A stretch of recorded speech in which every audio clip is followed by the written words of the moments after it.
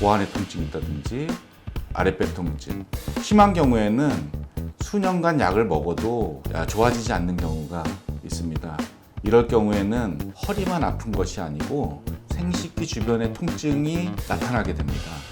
약을 쓰면 빨리 회복됩니다.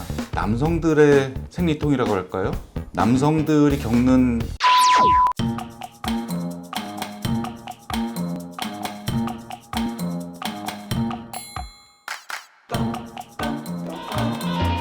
남성들에게 전립선염은 매우 고통스러운 질환입니다. 제가 여자가 아니라서 그 고통을 잘 모르지만 여성들의 생리통은 익히 알려져 있듯이 굉장히 괴로운 질환입니다. 남성들의 생리통이라고 할까요? 남성들만이 겪는 고통이 전립선염입니다.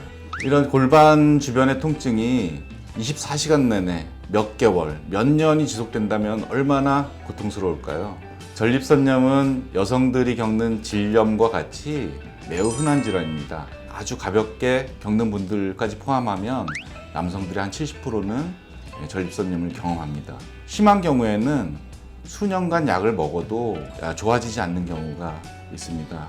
이럴 경우에는 반드시 한방치료의 도움을 받으셔서 회복하시기를 권해드립니다. 전립선염은 두 가지로 나눠볼 수 있습니다. 전립선이 세균에 감염돼서 나타나는 세균성 전립선염이 있고요. 대부분을 차지하는 90% 이상의 전립선염은 세균이 발견되지 않는 비세균성 전립선염입니다. 이런 경우에 최근에 국제학회에서는 전립선염이라는 명칭 대신에 만성골반통이라는 명칭으로 부르고 있는 추세입니다. 왜 그러냐 하면 실제로는 전립선에 문제가 없는데 전립선염이라는 명칭이 붙는 순간 원인과는 전혀 다른 치료가 이루어지고 있는 것이죠. 그래서 허리가 아프다든지 고환의 통증이 있다든지 아랫배 통증, 허벅지 통증 이런 것들을 모두 전립선염이라고 부르기보다는 골반통이라고 부르는 것이 합당하다고 생각합니다. 치료에 있어서는 세균성 전립선염은 소염제나 항생제로 치료하는 것이 좋습니다. 비용도 저렴하고요. 빨리 치료될 수 있습니다. 그렇지만 2주 이상 또는 한 달 이상 계속되는 골반 주변의 통증은 이렇게 치료해서는 곤란합니다. 원인에 따른 치료가 필요한데요.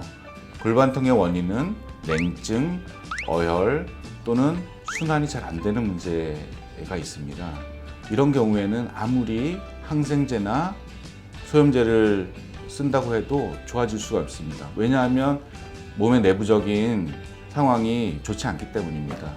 이럴 경우에 한방치료의 도움을 받으시면 훨씬 빨리 회복될 수 있습니다. 전립선염의 특징이라고 한다면 허리만 아픈 것이 아니고 생식기 주변의 통증이 나타나게 됩니다. 엉덩이 부분이라든지 생식기 주변에 통증이 나타나고 소변을 볼 때 찌릿찌릿하다든지 아니면 소변이 잘 나오지 않는다든지 자주 본다든지 이런 현상이 동반된다면 전립선염 또는 골반통을 의심해 볼 수 있습니다. 전립선염은 아까도 말씀드렸듯이 세균성 전립선염은 10% 정도를 차지하거든요. 전체 전립선염으로 진단받는 환자들 중에.